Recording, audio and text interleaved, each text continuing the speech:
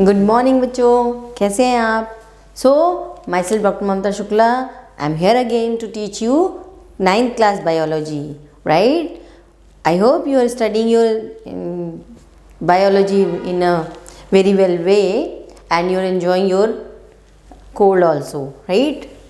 So before starting the chapter, I am just going to tell you something what is regarding the chapter. That is a quotation for the chapter that physical fitness is the first requirement of the happiness, right? So I guess आपको समझ आ गया होगा कि मैं कौन से chapter की बात कर रही हूँ. Why do we fall ill, right?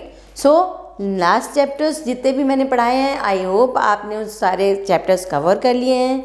अब हम इस चैप्टर पे आए हैं जो आपको ये बताता है कि हम बीमार क्यों पड़ते हैं, राइट? और हमारे लिए इतनी हेल्थ जो है वो इम्पॉर्टेंट क्यों है.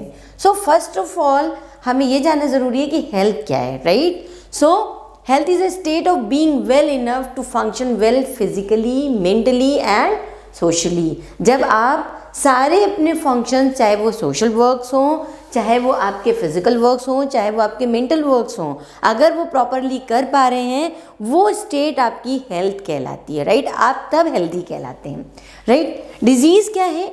अगर हम हेल्थ की बात करते हैं तो हमें डिजीज़ भी पता होनी चाहिए. एग्जैक्टली डिजीज़ है क्या? डिजीज़ क्या है? जब आपकी बॉडी में कोई भी किसी भी टाइप का कोई भी डिफेक्ट आ रहा है, यानी स्ट्रक्चर में या फंक्शन में, आपके ऑर्गन में या किसी भी बॉडी पार्ट में अगर कोई भी स्ट्रक्चर या फंक्शन में कोई प्रॉब्लम आ रही है, वो स्टेट कहलाती है disease, right? Then everybody will say that you have a disease, right? जब आपका कोई बॉडी पार्ट या कोई ऑर्गन प्रॉपरली वर्क नहीं कर रहा है, राइट? सो डिजीज बेसिकली किसकी वजह से होती है? डिफरेंट डिजीज़ के लिए जो कॉजल ऑर्गेनिजम्स होते हैं वो डिफरेंट होते हैं. कोई एक ऑर्गेनिज्म से कभी भी डिजीज़ नहीं होती है. बेसिकली कौन कौन से होते हैं? वायरसेस होते हैं या बैक्टीरिया होते हैं. सिर्फ वायरसेस और बैक्टीरिया से ही क्या डिजीज़ होती है? ऐसा नहीं है. अगर आप प्रॉपरली अपना न्यूट्रिशन नहीं ले रहे हैं तो भी आपको डिजीज़ हो जाएगी. क्यों? क्योंकि तब आपके ऑर्गन्स और आपकी बॉडी कमज़ोर होगी और उन पर ये वायरसेस और बैक्टीरिया ज़्यादा अच्छे से अटैक कर पाएंगे, तो आपको वो डिजीज़ ज़्यादा जल्दी कॉज करेंगे, right? So lack of nutritive या बैलेंस डाइट अगर आप नहीं ले रहे हैं तो भी आपकी बॉडी में डिजीज़ आ जाती है. या जो आपका जो पब्लिक हेल्थ सर्विसेज हैं, सैनिटाइजेशन है, वो प्रॉपर नहीं है तो भी आपको डिजीज़ हो सकती है, राइट? सो डिजीजेज में बेसिकली एक्यूट डिजीजेज जो होती हैं वो शॉर्ट ड्यूरेशन की डिजीजेज होती हैं. शॉर्ट मतलब जैसे आपको छोटे कम का टाइम के लिए जो डिजीज होती हैं, जैसे कफ हुआ, कोल्ड हुआ, वो एक्यूट डिजीजेज कहलाती हैं. वो बहुत जल्दी आपको पकड़ लेती हैं और शॉर्ट टर्म रहती हैं, परेशान करती हैं, आपकी बॉडी को थोड़ा सा वीक करती हैं और फिर ठीक हो जाती हैं.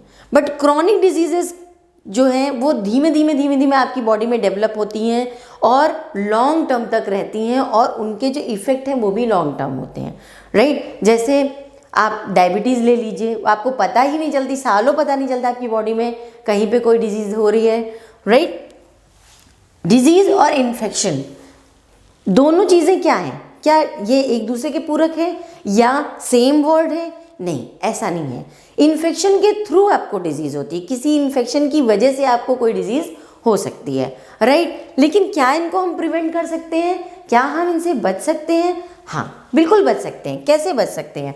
आप अगर प्रॉपरली एक्सरसाइज करते हैं, डेली आपके रूटीन में अगर एक्सरसाइज है, आप प्रॉपर स्लीप लेते हैं, 8 आवर स्लीप बोला जाता है कि आप अगर 8 आवर स्लीप ले रहे हैं तो एक प्रॉपर स्लीप में आपका जो माइंड है वो प्रॉपरली वर्क करेगा. क्योंकि जब आपका माइंड प्रॉपरली वर्क करेगा तो आपकी हेल्थ प्रॉपर रहेगी, राइट? इनफ रिलैक्सेशन करते. इनफ रिलैक्सेशन का क्या मतलब है? इनफ रिलैक्सेशन का मतलब है कि आपकी बॉडी जो है वो इतनी रिलैक्स्ड है कि वो किसी भी फंक्शन को जल्दी से करने के लिए एक्टिव हो सकती है. तो मीन्स आपकी बॉडी को आराम भी मिल रहा है और वो बॉडी काम करने के लिए एनर्जाइज हो चुकी है, राइट? सो ये सारी चीज़ें करके, या फिर आप इसके अलावा किन किन चीज़ों पे आपको ध्यान देना है? आपकी डाइट एकदम बैलेंस होनी चाहिए. आप जितनी भी हेल्थ एंड हाइजीन है वो मेंटेन कर रहे हैं अपने पूरी डेली रूटीन लाइफ में, तो जाहिर सी बात है कि आप बहुत सारी डिजीज़ेस से बच सकते हैं, उन्हें हम प्रिवेंट कर सकते हैं। ट्रीटमेंट, बेसिकली ट्रीटमेंट में हम क्या करते हैं, अगर कोई व्यक्ति डिजीज्ड है या किसी व्यक्ति को डिजीज़ है तो हम क्या करेंगे, ट्रीटमेंट करेंगे उसका। बट ट्रीटमेंट एग्जैक्टली क्या वर्ड है, वो क्या बताता है आपको?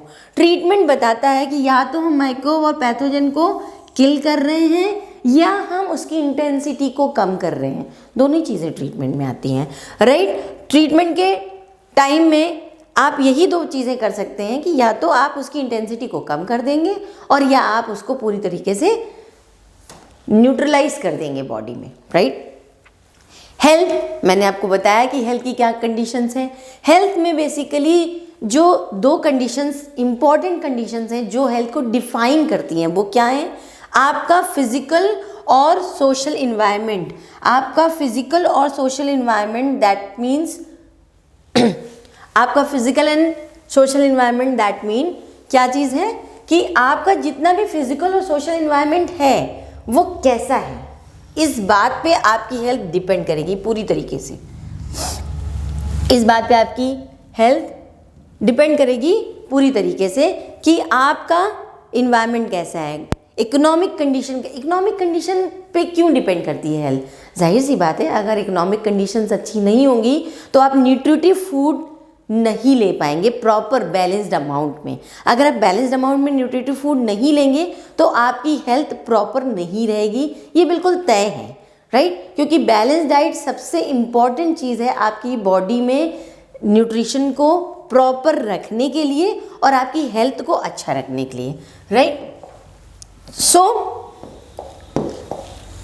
Good physical and social environment includes clean surroundings. Clean surrounding means आपका जहाँ पे आप रहते हैं वो आपका पूरा सराउंडिंग, क्लीन का मतलब सिर्फ ये नहीं साफ दिख रहा है, वो साफ होना भी चाहिए, हाइजीनिक होना चाहिए इन्वायरमेंट। अगर आपकी एयर पॉल्यूटेड है, आपको साफ सब कुछ दिख रहा है बट एयर पॉल्यूटेड है, तो क्या आप हेल्दी रहेंगे? नहीं रहेंगे, राइट। सो गुड सैनिटेशन आपका होना चाहिए, प्रॉपर गार्बेज का जो मेंटेनेंस है वो होना चाहिए। ड्रिंकिंग वाटर आपका बहुत ऐसा होना चाहिए जिसे आप पी सकें, ऐसा नहीं होना चाहिए कि जिसमें बहुत सारे माइक्रोब्स हैं, आप उसे पी रहे हैं तो जाहिर सी बात है कहीं ना कहीं आपको बीमारी लगेगी, राइट। तो ये भी आपको ध्यान रखना है। नेक्स्ट कि आपकी इकोनॉमिक कंडीशन क्यों इतनी इंपॉर्टेंट है वो मैंने आपको जस्ट अभी बताया। न्यूट्रिटिव फूड आप तब खरीद सकते हैं जब आपकी इकोनॉमिक कंडीशन अच्छी है। अगर इकोनॉमिक कंडीशन अच्छी नहीं, पैसे ही नहीं है आपके पास, तो आप न्यूट्री फूड खरीदेंगे कैसे? और नहीं खरीदेंगे तो खाएंगे कैसे? और नहीं खाएंगे तो आप कैसे हेल्दी रहेंगे, right. Community health, community health क्या है? कम्युनिटी हेल्थ बेसिकली वो एक्टिविटीज़ है जो एक पूरी सोसाइटी में सब मिलकर, इंटरैक्टिव वर्ड है कम्युनिटी हेल्थ मीन्स इंटरैक्शन में जितनी भी चीज़ें आपकी आसपास सराउंडिंग्स में सारे लोग मिल के कर रहे हैं एक सोसाइटी में, वो कम्युनिटी हेल्थ को शो करती है और वही बैलेंस भी करती है, राइट। पर्सनल और community health are supplementary to each other. ये चीज़, ये जो सेंटेंस है इसको बहुत ध्यान से समझिए। कैसे? पर्सनल आप अपने लिए जो करते हैं, कम्युनिटी हेल्थ मीन्स जो आप सोसाइटी में करते हैं, वो दोनों ही एक दूसरे के लिए सप्लीमेंट्री हैं। क्यों? क्योंकि आप पर्सनली जो चीज़ें करेंगे वही चीज़ें आपकी कम्युनिटी को भी कहीं ना कहीं इफेक्ट करेंगी, और जब आप सोसाइटी में कोई अच्छा काम करेंगे तो वो जाहिर सी बात है कि आपको डायरेक्टली या इनडायरेक्टली अफेक्ट करेगी, राइट। सो अपनी बॉडी को क्लीन रख करके हम बहुत सारी चीज़ों को प्रोटेक्ट करते हैं, बहुत सारे जर्म्स, बहुत सारे इन्फेक्शंस को हम प्रोटेक्ट करते हैं, राइट। ओके, सो कम्युनिटी हेल्थ को ठीक रखने के लिए जो सबसे इम्पॉर्टेंट चीज़ है वो क्या है? हमें एक हेल्दी इन्वायरमेंट अपनी सराउंडिंग में बनाना बहुत ज़रूरी है, right. Coming to the next point, अगर हम देखें कि कम्युनिटी हेल्थ जो है वो इंटर रिलेटेड है कि नहीं है, बिल्कुल इंटर रिलेटेड है। मैंने आपको बताया कि पर्सनली जितनी भी चीज़ें आप करते हैं और कम्युनिटी में जितनी भी चीज़ें करते हैं वो सब इंटर रिलेटेड है, क्योंकि वो एक दूसरे को अफेक्ट करती हैं। That works like a ecosystem, right. जैसे इकोसिस्टम में सारी चीज़ें एक दूसरे को अफेक्ट करती हैं, वैसे ये भी आपको एक दूसरे को अफेक्ट करती हैं, right. So what is the basic difference between being healthy and being disease free? क्या दोनों ये चीज़ें एक ही स्टेट है? ऐसा नहीं है, दोनों चीज़ें एक ही स्टेट नहीं है। दोनों में डिफरेंस क्या है?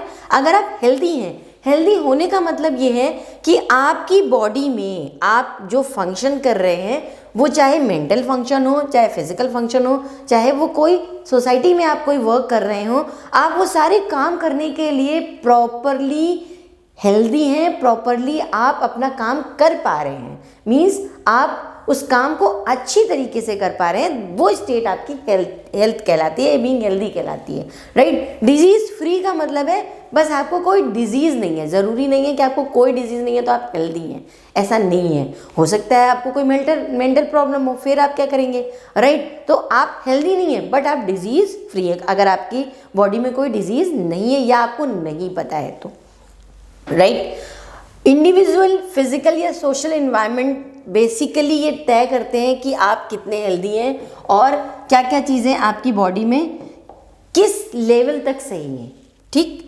लेकिन जो डिजीज़ फ्री होने का मतलब है हम किसी पर्टिकुलर इंडिविजुअल की बात कर रहे हैं। जब हम हेल्थ की बात करते हैं तो ये हम पूरे सोशल सारे तरीके के इन्वायरमेंट्स को मिला करके बात करते हैं, बट हम डिजीज़ फ्री कह रहे हैं, दैट मीन्स हम किसी पर्टिकुलर इंडिविजुअल की बात करें कि उसको डिजीज़ नहीं है, राइट। सो इंडिविजुअल में अगर अच्छी हेल्थ है तो वो हेल्दी कहलाएगा, बट इंडिविजुअल में अच्छी और बुरी दोनों हेल्थ हो सकती है। ज़रूरी नहीं है कि अगर उस हेल्थ अच्छी नहीं है तो उसको डिजीज़ हो ही, बट ऐसा नहीं है कि उसको डिजीज़ हो नहीं सकती है, राइट। ये डिफरेंस है बेसिकली डिजीज़ फ्री होने में और हेल्दी होने में, ठीक है।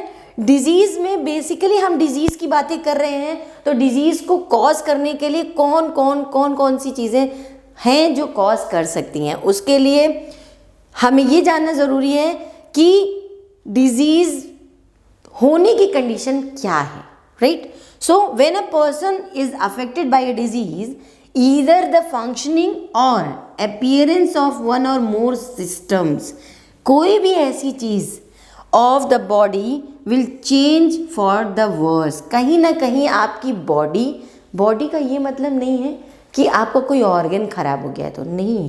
अगर आप मेंटली भी फंक्शन नहीं कर पा रहे हैं तो भी आप हेल्दी नहीं हैं, और हो सकता है कहीं ना कहीं आपकी कुछ नर्व सेल्स में प्रॉब्लम हो जहाँ पे कोई डिजीज़ आ रही हो और आपको ना पता हो, राइट। सो कोई भी सिस्टम अगर आपका प्रॉपर फंक्शन नहीं कर रहा है सो वो जो कंडीशन होती है वो कंडीशन कहलाती है कि आप डिजीज्ड हैं, यानी आपकी बॉडी में डिजीज़ है, राइट। सो ऐसे जब भी आपकी बॉडी में इस टाइप की कोई भी डिजीज़ होगी वो कोई ना कोई एक सिम्टम दे रही होगी, जिससे जो आपकी बॉडी में फिजिकली भी पता चलता है, कभी कभी मेंटली भी पता चलता है, राइट। फिजिकली जैसे आपको फीवर पता चलता है ना, फीवर एक सिम्टम है, वो ये बताता है कि आपकी बॉडी में कोई इन्फेक्शन गया है, चाहे वो वायरस का हो चाहे वो बैक्टीरिया का हो, जो किसी एक पर्टिकुलर ऑर्गन को या ऑर्गेनील को अफेक्ट करने की कोशिश कर रहा है, जिसकी वजह से जो सिम्टम आता है वो सबसे पहला सिम्टम आता है fever, right. Fever is not a disease, that is a symptom, ये हमेशा याद रखिएगा, ठीक। अब डिजीज़ेस कैसे हो सकती हैं? डिजीज़ेस बेसिकली किस तरीके की होती हैं? कुछ डिजीज़ेस होती हैं जो हमें कुछ समय के लिए होती हैं, हम ठीक हो गए, राइट, वो एक्यूट डिजीजेस कहलाती है। शॉर्ट टर्म डिजीजेस जो होती हैं वो एक्यूट डिजीजेस होती हैं। कौन सी होती हैं शॉर्ट टर्म डिजीजेस की? अगर हम बात करें तो कौन सी डिजीजेस होती हैं, बताइए भाई, बच्चे बोलते ही नहीं हैं, right. Cold, cough and typhoid. Typhoid short term होती है बट ये कुछ टाइम पीरियड लेती है, ये सिम्टम देती रहती है, आपको वीकनेस हो जाएगी, फीवर रहेगा, लगातार फीवरिश सा फील होगा, हो सकता है फीवर डिटेक्ट ना हो रहा हो बट फीवरिश सा फील होता रहेगा, राइट। ये सारी जो डिजीज़ हैं ये आपकी शॉर्ट टर्म डिजीज़ है, इसीलिए ये एक्यूट डिजीजेस कहलाती हैं, राइट। क्रॉनिक डिजीजेस क्या है? क्रॉनिक डिजीज जो लॉन्ग टर्म डिजीज होती हैं वो क्रॉनिक डिजीज कहलाती हैं।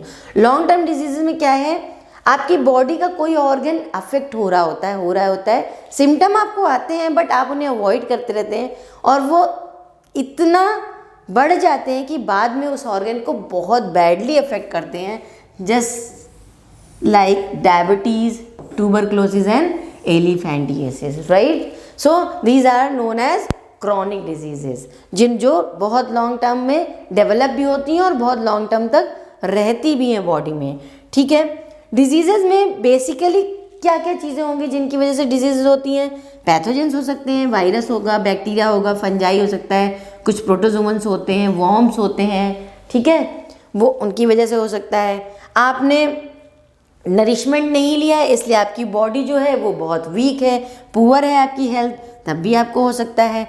कुछ डिजीजेस हेरिडिटरी होती हैं। हेरिडिटरी मतलब जो एक जनरेशन से दूसरे जनरेशन में जेनेटिकली पास ऑन हो जाती हैं, ठीक है, जैसे रियूमेटिक आर्थराइटिस, वो पास ऑन होने के चांसेस बहुत रहते हैं, वो जेनेटिकल डिजीज़ कहलाती है, राइट, जो जीन से रिलेटेड होती हैं।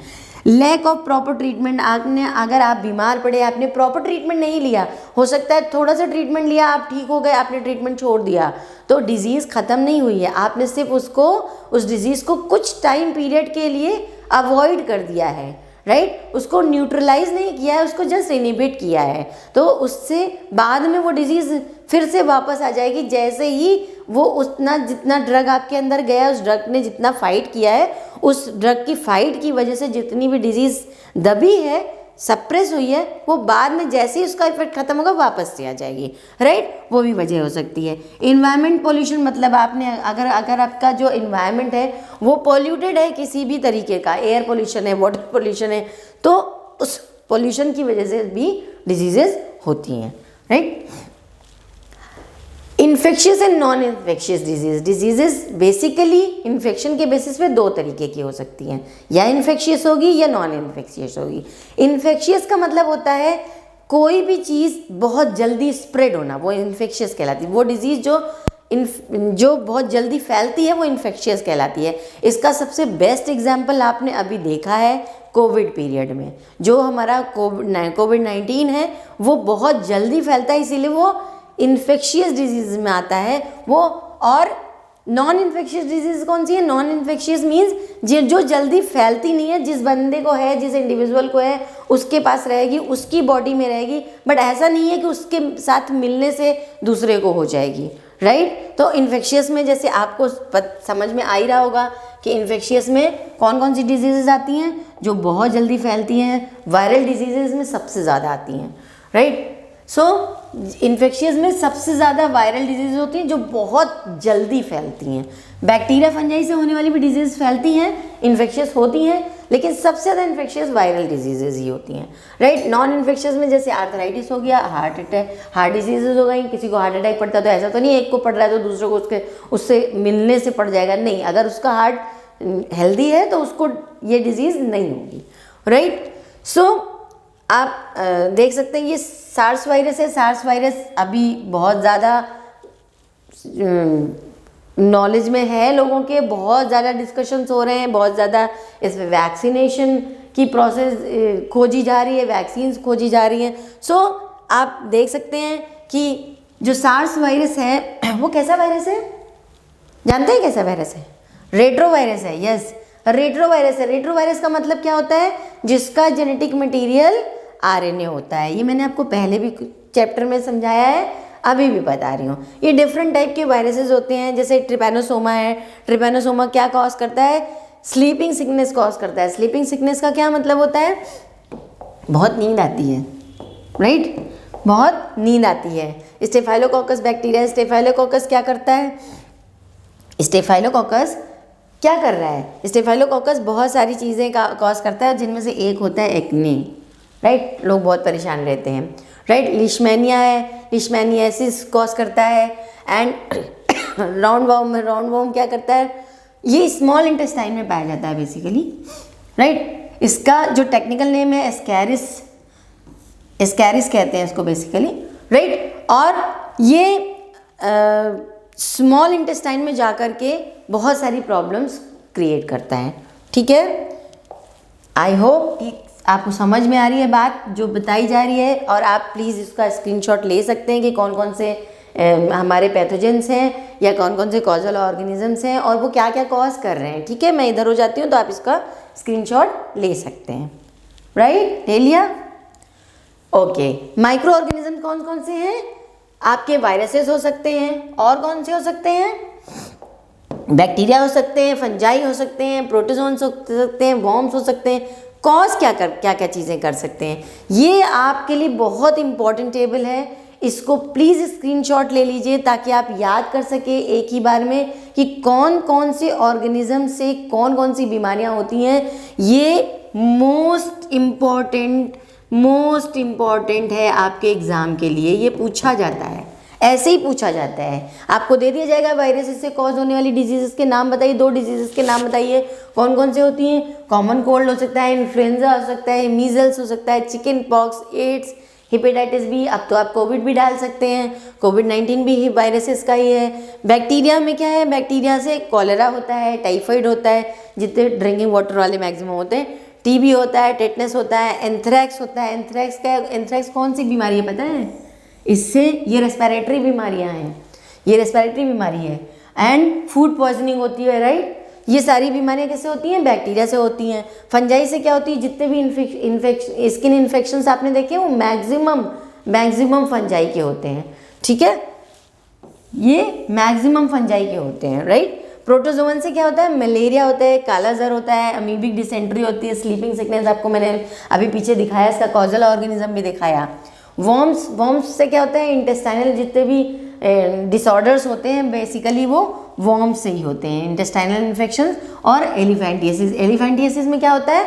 जो पैर होता है ना वो बहुत मोटा सा हो जाता है, एलिफेंट के पैर के जैसा हो जाता है इंसान का, ठीक है। अब अगर आपको बीमारी है तो बीमारी को ट्रीट करने के लिए भी आपके पास कोई चीज़ होनी चाहिए, राइट। जो बीमारी को ट्रीट कर सकती है वो जो ड्रग है उसको हम क्या बोलते हैं? एंटीबायोटिक्स।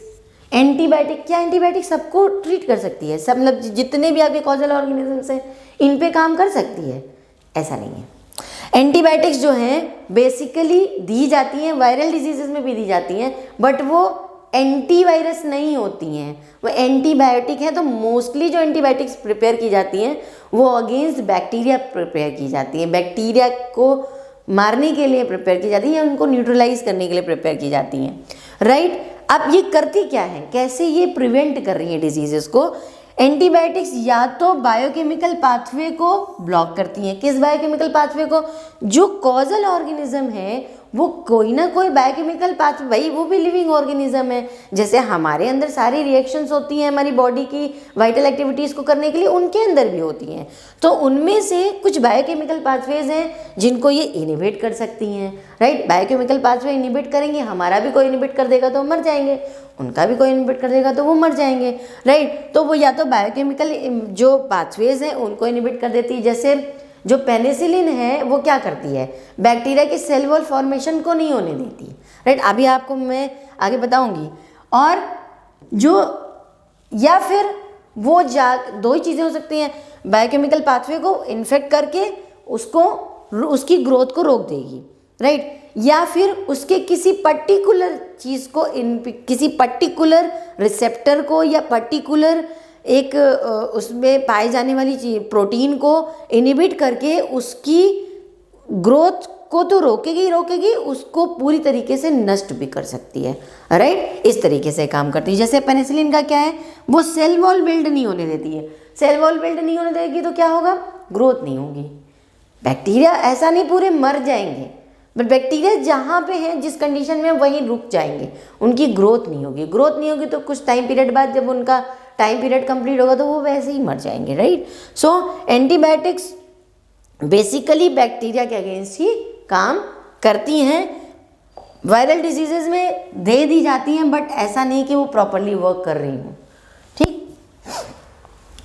ये है कॉमन मेथड जो ट्रांसमिट होते हैं, जैसे ट्रांसमिशन होता है, डिजीजेस का ट्रांसमिशन कैसे होता है डिपेंड करता है डिजीज़ कौन सी है। इन्फेक्शियस डिजीज़ है तो वो दूसरी तरीके से ट्रांसमिट होगी, कोई और डिजीज़ है तो वो दूसरी तरीके से ट्रांसमिट होगी। सो किस किस तरीके से कौन कौन सी डिजीज़ ट्रांसमिट हो सकती है, ये चार्ट आपके लिए बहुत इंपॉर्टेंट है। सो प्लीज़ आप इसका स्क्रीनशॉट ले लीजिए, इसका भी और इसका भी। मैं इधर किनारे हट जाती हूँ ताकि आपको ये पता चल सके कि कैसे कैसे ट्रांसमिशंस होते हैं डिजीजेस के, राइट। क्योंकि इस चार्ट से आपके बहुत सारे छोटे छोटे क्वेश्चन जो होते हैं ना, 1 word question, 1 marks question, 2 marks question, वो हल होते हैं, राइट।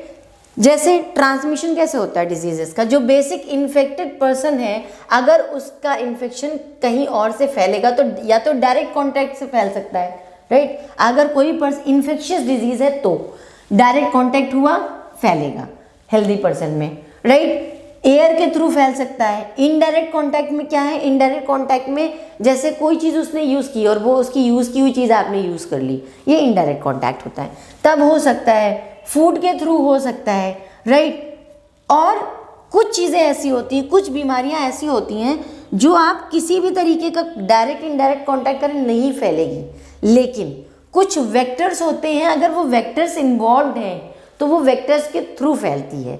वेक्टर्स के थ्रू वो बीमारियां फैलती हैं या वो जो कॉजल ऑर्गेनिज्म है वो बीमारियां फैला सकते हैं जिनका उन्हीं दोनों ही वेक्टर्स में, जैसे एक ह्यूमन हो गया दूसरा कोई और वेक्टर हो गया, उन दोनों ही वेक्टर्स में जिनकी लाइफ साइकिल डिपेंड करती है वही वेक्टर के थ्रू बीमारियां फैलाते हैं, राइट। जैसे मॉस्किटो हो गया या डॉग हो गया, रैबिट हो गया, राइट, कोई इंसेक्ट हो गया, उसके थ्रू जब फैलेगी तो वो वेक्टर्स के थ्रू कहलाती है। वेक्टर हो गया ना, इसने इसको दिया फिर इसने इसको दिया, राइट, तो ये वेक्टर हो गया, उसको ले जाने का काम कर रहा है। इन्फेक्शियस डिजीजेज में क्या होता है, इन्फेक्शियस डिजीजेज में जो डिजीजेस फैलती हैं वो कैसे कैसे फैलती हैं, कुछ एयरबॉर्न डिजीज होती हैं। जैसे अभी आप कोविड का एग्जाम्पल ले लीजिए, सबसे अच्छा है इन्फेक्शियस में। कैसे, जो ड्रॉपलेट्स होती हैं, एयर ड्रॉपलेट क्या है, जैसे किसी को छींक आई तो आपने देखा होगा, अगर इलैबोरेट करके देखिए तो आपको पता चलेगा कि जो छींक होती है उसमें बहुत सारा आपका लिक्विड पार्ट बाहर निकलता है बहुत फोर्स के साथ, राइट। उसमें कुछ पार्ट छोटी छोटी ड्रॉप्स होती हैं वो एयर ड्रॉपलेट बन जाती हैं, जो हल्की होंगी वो एयर में रह जाएंगी और जो भारी होंगी वो नीचे जाकर के सेटल डाउन हो जाएंगी, राइट। तो जो सेटल डाउन हो गई वो तो यहीं पे थोड़ी दूरी तक रह गई, लेकिन जो एयर में रह गई वो थोड़ी दूरी कवर करते हैं, ठीक है। इसी बात को ध्यान में रख करके एक स्लोगन दिया गया है, 2 गज दूरी बहुत ज़रूरी, राइट। वो 2 गज दूरी बहुत ज़रूरी कोविड में इसीलिए कहा गया है कि जो एयर ड्रॉपलेट्स हैं वो 2 गज मिनिमम कवर करती हैं, तो 2 गज से दूर आप रहेंगे तो वो एयर ड्रॉपलेट आप तक डायरेक्टली जल्दी नहीं पहुंच पाएंगी, तो आप बच जाएंगे। या वेंटिलेशन में ये वेंटिलेशन के थ्रू आपके अंदर नहीं जा पाएंगी, ठीक है। या कोई भी डिजीज्ड पर्सन है, उसने किसी वेंटिलेटर को यूज़ किया है तो वो वेंटिलेटर अगर किसी हेल्दी पर्सन को दे दिया जाएगा उसके ठीक बाद, तो जाहिर सी बात है उस हेल्दी पर्सन में भी वो डिजीज़ हो जाएगी क्योंकि वो डिजीज़ इन्फेक्शियस है, राइट। आई होप आपको समझ में आ गया होगा और इसको बहुत अच्छी तरीके से याद कर लीजिए, इसलिए क्योंकि बहुत इम्पॉर्टेंट है, चैप्टर भी इम्पॉर्टेंट है और चैप्टर से ज़्यादा ये आपके जो डायग्राम्स हैं ये बहुत इम्पॉर्टेंट हैं, क्योंकि डायग्राम से आप चीज़ें बहुत जल्दी क्लियर कर सकते हैं, ठीक। मैंने आपको बताया एयर के थ्रू हो सकता है, वाटर के थ्रू हो सकता है, वेक्टर मैंने आपको बता दिया है, वेक्टर के थ्रू हो सकता है, सेक्सुअल कॉन्टैक्ट्स के थ्रू होता है, जैसे एड्स है। एड्स की जो बीमारी है वो सेक्सुअल कॉन्टैक्ट से ही सिर्फ होती है क्योंकि सेक्सुअली ट्रांसमिटेड डिजीज़ है, राइट। सो बेसिकली जो उसका वायरस है वो HIV, जो ह्यूमन इम्यूनोडिफिशियंसी वायरस जो है वो कैसा वायरस है, रेट्रोवायरस है। रेट्रोवायरस का मतलब अभी ठीक पहले मैंने आपको बताया, उसके पास RNA जेनेटिक मटेरियल है, DNA की जगह पर RNA जेनेटिक मटेरियल है, ठीक है, इसीलिए उसको रेट्रोवायरस कहते हैं। ट्रांसमिशन कैसे होता है, हेल्दी पर्सन, ट्रांसमिशन मतलब जैसे सेक्सुअली ट्रांसमिटेड का ये मतलब नहीं होता है कि सिर्फ और सिर्फ आप का जो सेक्सुअल कांटेक्ट है सिर्फ उससे ट्रांसमिट होगा। अगर किसी व्यक्ति को एड्स है, अगर उसका ब्लड किसी को ट्रांसफ्यूज कर दिया जाएगा, तो अगर किसी का उसका ब्लड किसी को ट्रांसफ़र किया गया तो सिंपल सी बात है उसके ब्लड में तो वो वायरसेस हैं ना, तो वो दूसरे के बॉडी में चले जाएंगे, राइट। उससे हो सकता है ब्लड ट्रांसफ्यूजन से, राइट। और इन्फेक्टेड या हेल्दी पर्सन में अगर ट्रांसमिशन हुआ, ट्रांसमिशन सिंपल ट्रांसमिशन से ऐसा नहीं होता, आप किसी एड्स के पेशेंट से मिल लिए, हाथ मिला लिए और आपको एड्स हो जाएगा, ये बिल्कुल नहीं है, राइट। हाँ, कुछ हद तक कभी कभी जो बॉडी फ्लूइड्स होते हैं उनसे ट्रांसफ़र होता है, राइट, आप उनको मतलब इग्नोर नहीं कर सकते। सो इन्फेक्टेड नीडल अगर आपने यूज़ कर ली, किसी भी पर्सन को एक इंजेक्शन लगाया गया, वो HIV पॉजिटिव था, वही इंजेक्शन दूसरे पेशेंट को लगा दिया गया, तो बहुत चांसेस हैं कि उसको वो भी HIV पॉजिटिव हो जाए जो हेल्दी वाला है, ठीक है। तो ट्रांसमिशन में जो सबसे इम्पॉर्टेंट चीज़ होती है वो क्या है कि जो आपकी मदर होती है, जो आपकी मदर होती है, मदर से फीटस में ट्रांसफ़र होने के 90% चांसेस होते हैं, 90 मोर देन 90% चांसेस होते हैं। इसीलिए जब कोई HIV पेशेंट प्रेग्नेंट होती है तो ये टेस्ट ज़रूर किया जाता है कि फीटस तो HIV पॉजिटिव नहीं है, राइट।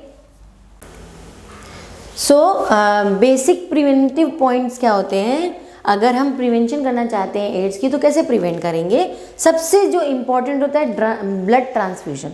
जब आप ब्लड ट्रांसफ्यूज़न कर रहे हैं तो हमेशा उसकी टेस्टिंग होनी चाहिए ताकि ये पता चले कि कोई कहीं ऐसा तो नहीं है कि किसी इन्फेक्टेड पर्सन का वो ब्लड है तो वो ट्रांसफ्यूज़ अगर किसी हेल्दी बॉडी में हो गया तो निश्चित रूप से उसको एड्स हो जाएगी, राइट। सेकेंड, जितने भी डिस्पोजेबल नीडल्स होते हैं, सिरिंज होते हैं, वो या तो आप उसको स्टरलाइज करिए, प्रॉपरली स्टरलाइज कर लिए यूज़ करने से पहले, अदरवाइज मोस्ट एडवाइजेबल ये है कि आप यूज़ की हुई सिरिंज या यूज़ की हुई जो निडल और इंजेक्शंस होते हैं वो यूज़ ही नहीं करने हैं, आपको बिल्कुल भी यूज़ नहीं करने हैं किसी और के लिए, राइट। अननोन पर्सन से सेक्सुअल कांटेक्ट नहीं करना चाहिए।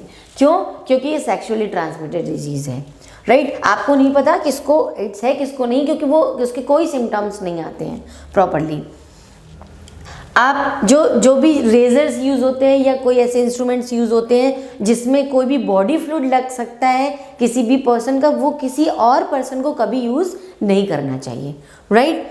Organ specific and tissue specific manifestations क्या होते हैं, अगर कोई डिजीज़ हुई है किसी भी व्यक्ति को तो उसमें या तो टिश्यू स्पेसिफिक मैनिफेस्टेशंस आएंगे। मैनिफेस्टेशंस का मतलब होता है कि आपको क्या सिम्टम्स मिल रहे हैं, क्या दिख रहा है, फिजिकली क्या दिख रहा है, वो या तो ऑर्गन स्पेसिफिक होंगे या टिश्यू स्पेसिफिक होंगे, राइट। तो ऑर्गन स्पेसिफिक और टिश्यू स्पेसिफिक में आपको बेसिकली क्या देखना है कि जो भी माइक्रोब्स अगर एंटर करते हैं बॉडी में, जब भी एंटर करते हैं तो वो डिफरेंट मीन्स से एंटर करते हैं। कोई वाटर से कर रहा है, कोई फूड से कर रहा है, राइट, या कोई सिंपल आपके इंटरेक्शन से ही कर रहा है, राइट। सो उसमें जब वो ट्रांसफ़र होते हैं, ट्रांसफ़र होकर के वो जाएगा कहाँ, जहाँ उसको इन्फेक्शन कॉज करना होगा। वो आपकी बॉडी में कहीं से भी एंटर हो रहा हो, बट एग्जैक्टली वो आपकी बॉडी में जाएगा कहाँ, ट्रैवल करके वहीं जाएगा जहाँ उसको इन्फेक्ट करना है, राइट।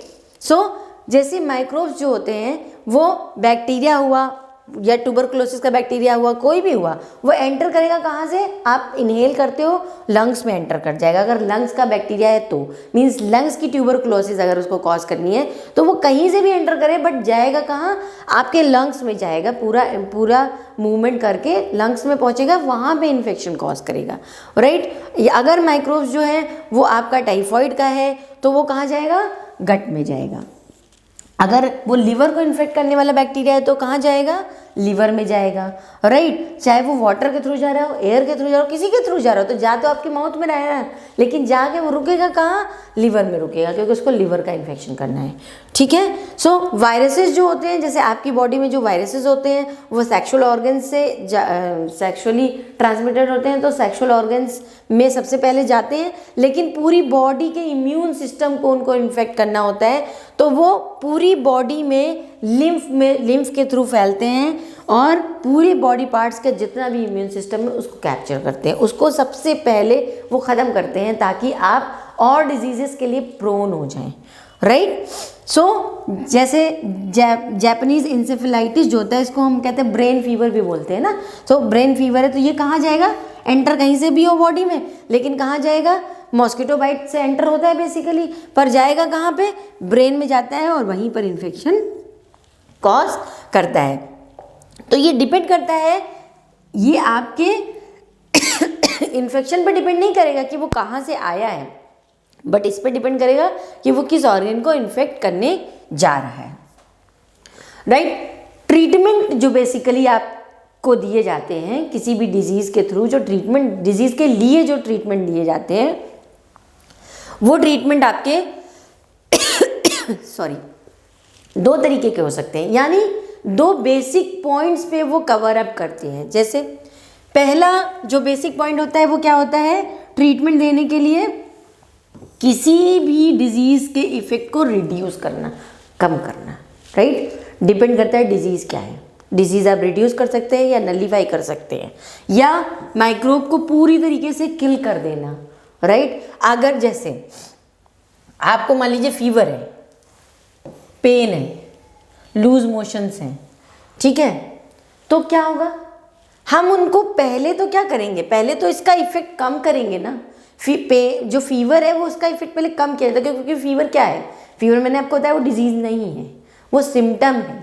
तो पहले फीवर कम किया जाता है ताकि बॉडी में बाकी के ड्रग्स अच्छे से काम कर सकें, ठीक है। तो फीवर को इसीलिए रिड्यूस किया जाता है।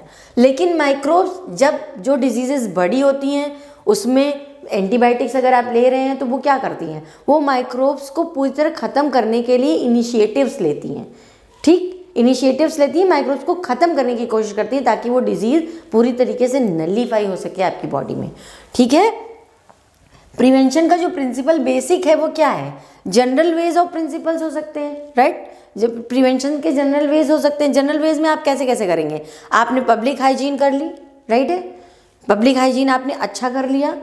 सफाई अभियान कितना चल रहा है, मोदी जी ने बहुत सारा सफाई अभियान चला रखा है, क्यों, पब्लिक हाइजीन अच्छी करने के लिए। पब्लिक हाइजीन पूरी सोसाइटी को एक साथ अफेक्ट करती है, तो नंबर ऑफ इंडिविजुअल्स बढ़ जाते हैं उसमें।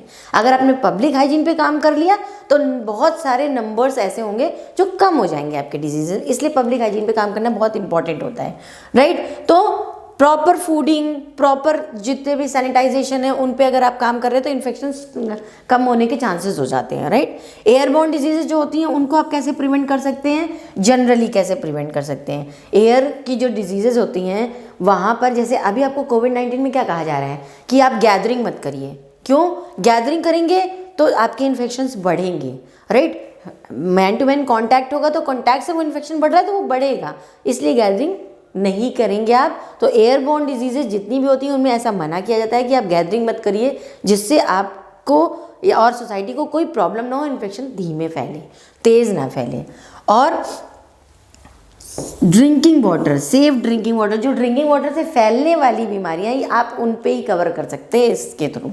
कैसे, ड्रिंकिंग वाटर सेफ होगा तो उसमें जितने वायरस बैक्टीरिया आ रहे हैं वो नहीं है। सेफ होने का क्या मतलब है, मतलब उसमें बैक्टीरिया और वायरसेस नहीं है, तो उनको जब आप पिएंगे तो बहुत सारे ऐसे इन्फेक्शन से बच जाएंगे आप जो उनकी वजह से आपकी बॉडी में हो रहे थे, राइट। वेक्टर बॉर्न डिजीजेज जो हैं that can be prevented by providing cleaning environment, मतलब वेक्टर्स क्या है, मॉस्किटो है। आपसे कहा जाता है, इतना ज़्यादा कहा जाता है, गर्मियाँ आते ही कहा जाता है कि भाई पानी ठहरने मत दीजिए, वहाँ पे मॉस्किटो नहीं पनपेंगे।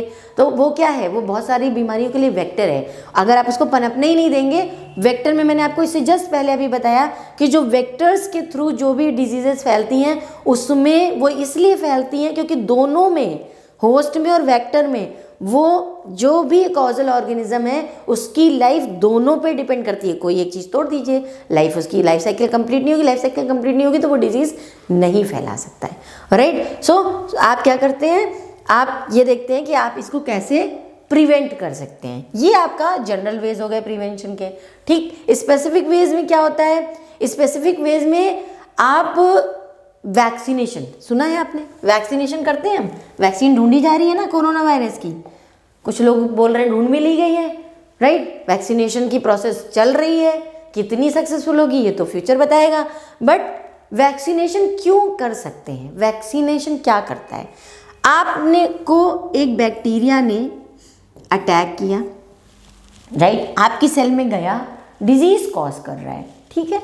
आपकी बॉडी में इम्यून सिस्टम है, बट इम्यून सिस्टम को ये तो नहीं पता ना कि कौन सा बैक्टीरिया आ रहा है, राइट। तो आपकी बॉडी की इम्यून सेल्स को पहले से पता हो, इसके लिए हम वैक्सीनेशन करते हैं। अब वैक्सीनेशन में क्या हुआ, हमने यही बैक्टीरिया लिविंग या डेड फॉर्म में, अगर हम लिविंग भी देंगे तो भी हम ऐसा बैक्टीरिया उसको उस फॉर्म में देंगे जिससे वो पैथोजन की तरह काम ना कर पाए, सिर्फ हम आपकी बॉडी को बता रहे हैं कि क्या चीज़ आपके पास आ रही है, राइट। सो हम या तो डेड बैक्टीरिया देते हैं या फिर लिविंग बैक्टीरिया देते हैं, ठीक है, राइट, एटीन्यूएटेड जिसको बोलते हैं। और ये यहाँ पे हमारी जो इम्यून सेल्स होती हैं वो इसको डिटेक्ट करती हैं, इससे इंटरैक्ट करती हैं, इंटरैक्ट करके जितनी भी इम्यून सेल्स होती हैं, जिनमें कुछ सेल्स इम्पॉर्टेंट हैं जो हमारी प्राइमरी इम्यून सेल्स होती हैं, उनका काम ही यही है, वो घूम रही है हमारी बॉडी में ब्लड के थ्रू, वो इसको डिटेक्ट करती हैं, इंगल्फ करती हैं, जिसको हम फैगोसाइटोसिस की प्रोसेस कहते हैं, और वो ले जाकर के स्पेसिफिक टी सेल या बी सेल, टी सेल या बी सेल को ये बताती हैं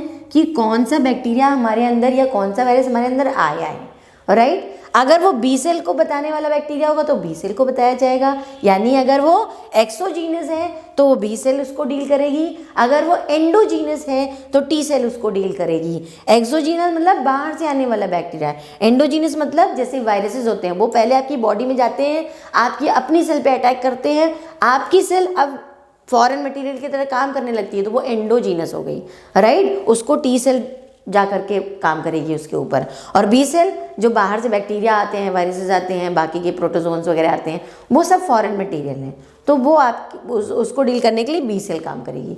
ठीक है, इतना समझ में आ गया। ये सेल्स क्या करती हैं, ये सेल्स पर्टिकुलर या तो ये सेल्स बनाएंगी जो हमारी इम्यून सेल्स कहलाती हैं, वो अटैक करके उस बैक्टीरिया को, इसको जो आपको दिया गया वैक्सीनेशन में, इसको ख़त्म कर देंगी। अदरवाइज बी सेल क्या करती है, बी सेल या तो इम्यूनोग्लोबुलिन्स बनाती है और मेमोरी सेल बनाती हैं,